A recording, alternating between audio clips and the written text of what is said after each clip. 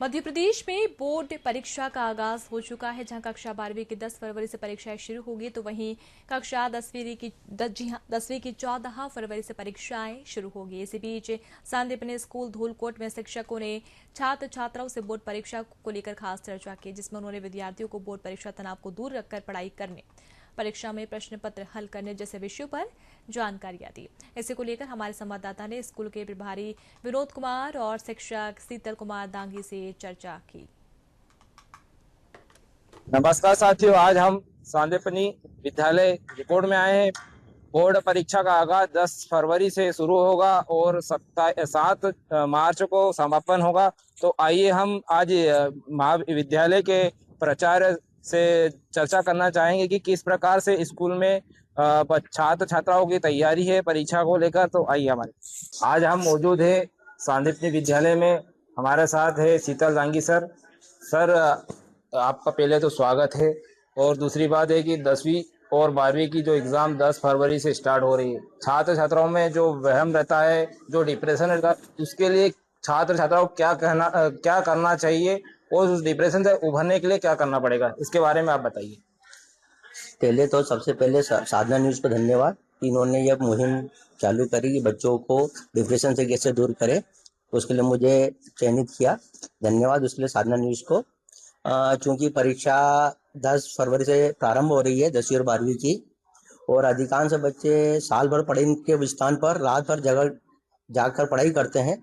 तो मेरा बच्चों को एक ही सुझाव है कि परीक्षा के दौरान पर्याप्त नींद ले, खाना समय पर खाए, और जो भी हमने साल भर तक पढ़ाई करी हुई है उसको पूरा न करते हुए महत्वपूर्ण छोटे छोटे क्वेश्चनों के रूप में छोटे छोटे टॉपिक्स को ध्यान में रखते हुए पढ़ाई करें तो पेपर बहुत अच्छा जाएगा। और साथ ही साथ परीक्षा का समय प्रातः 9 बजे से है और सुबह उन्हें 8 बजे उपस्थित होना है परीक्षा केंद्र पर। तो सभी से मेरी अपेक्षा ये है कि वो कुछ न कुछ हल्का फुल्का नाश्ता कर ही परीक्षा केंद्र पर आए, ताकि समय के हिसाब से परीक्षा का जो तनाव रहता है, पेपर का जो तनाव रहता है, उससे वो उसकी बॉडी उसको एक्सेप्ट कर सके। धन्यवाद। बहुत बहुत धन्यवाद सर, आपने अच्छे से समझाया। और छात्र छात्राओं को जो एग्जाम को लेकर आपने बताया कि डिप्रेशन से दूर रहना चाहिए, तो आगे अभी जो एग्जाम होगी 10 फरवरी से और 14 फरवरी को 10वीं की है, तो तैयारी तो करीबन हो चुकी है। बाकी आगे क्या मतलब आप सुझाव देना चाहोगे कि मतलब एग्जाम जो पेपर है किस प्रकार हल करना चाहिए?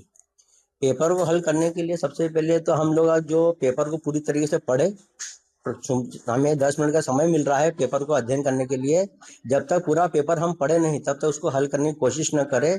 तत्पश्चात जो सबसे पहले हमें याद है और जो क्वेश्चन हम लोग कर सकते हैं उसी को हम कॉपी में लिखें, जिससे आपको एक कॉन्फिडेंस आएगा और धीरे धीरे फिर हम सरल से कठिन की ओर जाए तो पेपर आपका बहुत अच्छा जाएगा। बहुत बहुत धन्यवाद सर, आपने बहुत अच्छे समझाया हमें। तो ये थे हमारे साथ शीतल दांगी सर, जिन्होंने बच्चे को डिप्रेशन से किस प्रकार से दूर रहना चाहिए सारी चीज़ें समझाई। जब तक के लिए बने रहिए साधना न्यूज़ से। मैं विनोद जायसवाल। आज हम स्कूल में आए। बोर्ड परीक्षा का आगाज 10 फरवरी से स्टार्ट हो रहा है, जिसको लेकर हम प्राचार्य सर से जानकारी चाहना चाहते हैं कि किस प्रकार से छात्र छात्राओं को डिप्रेशन से दूर रहना चाहिए और किस प्रकार से स्कूल में परीक्षा की तैयारी चल रही है।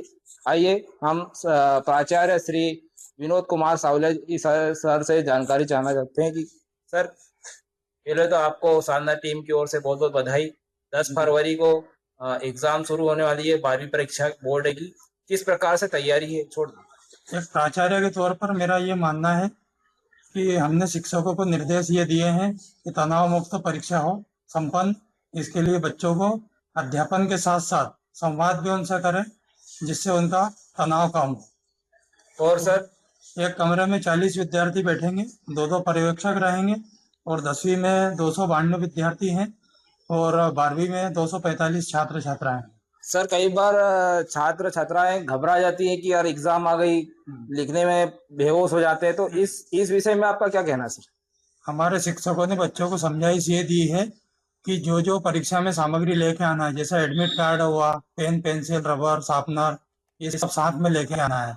ये तो बच्चा वो घर पे बुलाता प्रवेश पत्र और जल्दीबाजी में यहाँ आ जाता है, तो उसको दौड़ के लेने जाना पड़ता है या फिर परेशान होता है, वो मानसिक तनाव ले लेता है।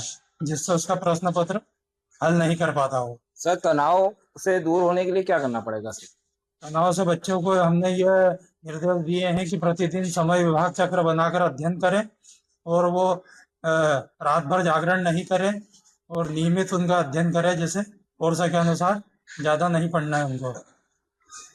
ये थे हमारे विद्यालय के प्राचार्य श्री विनोद कुमार सावलिया जी, जिन्होंने छात्र छात्राओं को किस प्रकार से अपने डिप्रेशन से दूर होना इस बारे में बताया। तो आगे बने रहिए। जब तक के लिए साधना न्यूज़ से मैं विनोद जायसवाल।